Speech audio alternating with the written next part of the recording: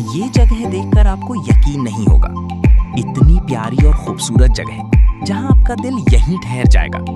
तो चलिए चलते हैं एक ऐसी दुनिया में जहां आपको शांति, खुशी और सुकून का एहसास होगा, हरियाली भरा।